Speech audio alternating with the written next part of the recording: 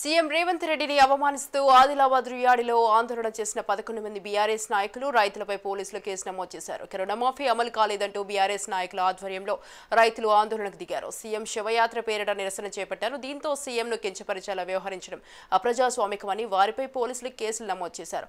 ఇలాగే కొనసాగితే మరింత కఠినంగా వ్యవహరిస్తామని హెచ్చరించారు.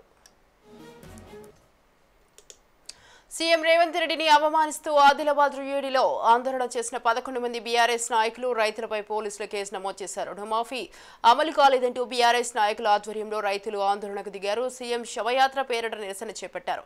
దీంతో సీఎంను కించపరిచేలా వ్యవహరించిన అప్రజాస్వామికమని వారిపై పోలీసులు కేసు నమోదు చేశారు. ఇలాగే కొనసాగితే మరింత కఠినంగా వ్యవహరిస్తామని హెచ్చరించారు. రైట్ ఈ విషయంపై మరింత సమాచారాన్ని మా ప్రతినిధి శ్రీనివాస్ ఫోన్ లైన్ లో ఉన్నారు.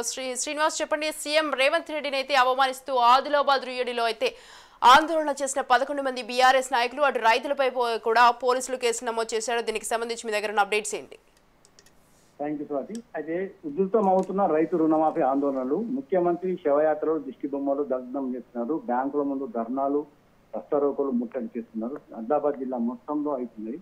తెలంగాణ ప్రభుత్వం అమలు చేస్తున్న 2 లక్షల రూపాయల నగదును రైతుల ఖాతా జమ కాకపోవడంతో రైతులు ఆగ్రహం వ్యక్తం చేస్తున్నారు. జిల్లా వ్యాప్తంగా 51,000 కుటుంబాలకు మాత్రమే రైతు రుణమాఫీ పథకం అమలైంది. 3వ విడతలో తమ పేరు లేకపోవడంతో రైతులు ఆందోళన పడుతున్నారు.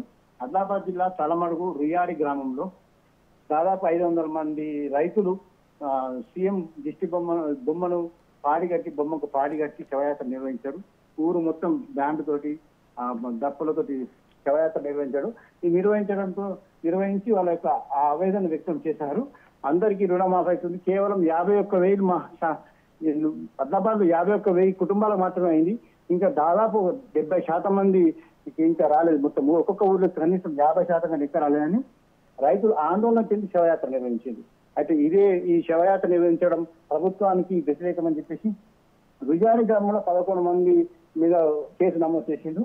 అక్కడ బీఆర్ఎస్ పార్టీ నాయకుల మీద, రైతుల మీద కేసు నమోదు చేసిండు. అయితే బీఆర్ఎస్ పార్టీ నాయకులను మాకు కేసులు నమోదు ఇవన్నీ మాకేం కొత్త ఏం కాదు, మేము ఉద్యమం చేసి తెలంగాణ తెచ్చుకున్నాం, ఇది కేవలం అని చెప్పి చెప్పిండు. ఏదేమైనా ఇట్లా ముఖ్యమంత్రి కేసులు వేసడం మాత్రం మంచిగా అని చెప్పేసి రైతులు మాత్రం ఆవేదన వ్యక్తం చేస్తుంది. Right, thank you Srinivas, thanks for the details.